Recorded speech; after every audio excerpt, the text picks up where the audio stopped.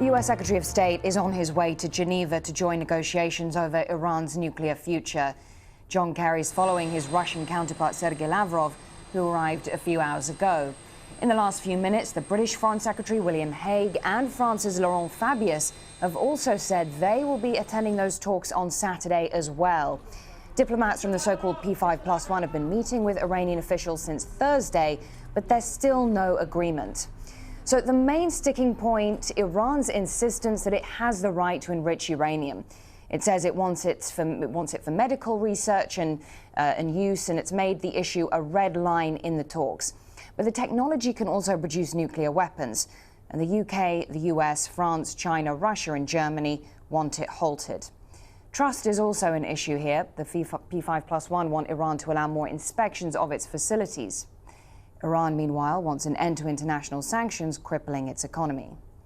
Well, Al Jazeera's Rosiland Jordan joins us live now from Washington, D.C.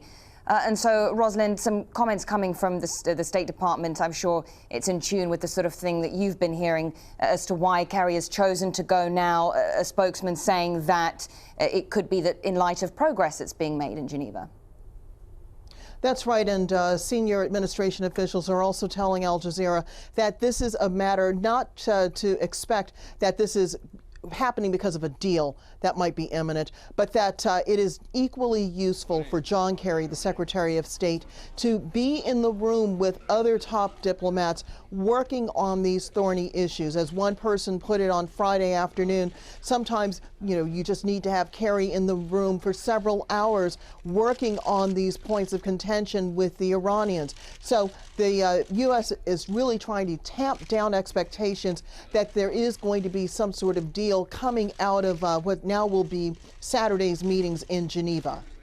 The U.S. trying to play down expectations, Rosalind. Nevertheless, Kerry's presence in Geneva, are there concerns being voiced there on Capitol Hill that perhaps this will lead many to believe the U.S. is a little too eager to strike a deal with Iran?